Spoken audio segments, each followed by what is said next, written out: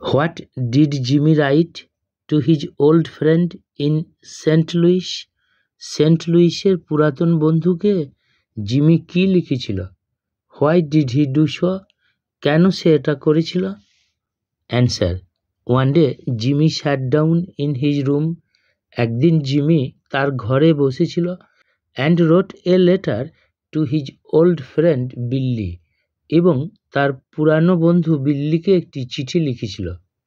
In his letter, তার চিঠিতে, he invited him to come, সে তাকে আসতে আমন্ত্রণ করেছিল at Sullivan's place in Little Rock, Little রকের সুলেভান নামক স্থানে, নেক্সট ওয়েডনেসডে নাইট, আগামী বুধবার রাত্রিতে অ্যাট 9 o'clock, 9টার সময়।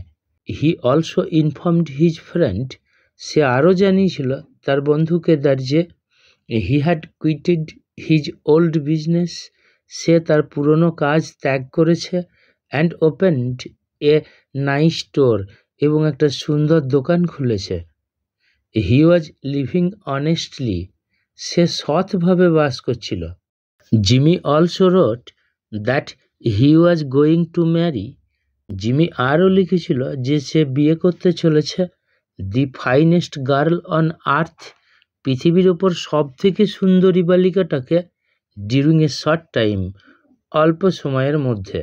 ইন দ্য লেটার, চিঠিতে, হি রোট টু বিল্লি, সে বিল্লিকে লিখেছিল দ্যাট যে he would not touch $1 of another man's money, সে স্পর্শও করবে না অন্য কোনো মানুষের $1 অর্থও।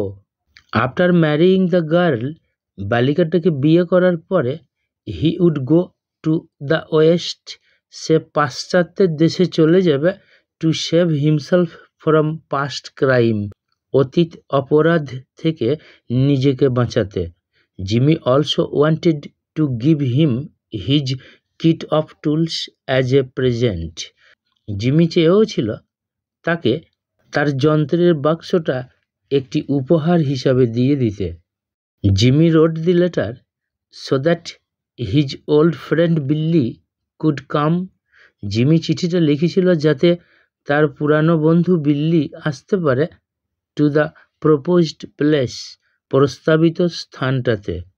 Jimmy also wanted to wind up some little matter with his friend Billy, Jimmy চেয়েও ছিল মিটিয়ে নিতে কিছু ছোট ব্যাপার তার বন্ধু বিল্লির সাথে।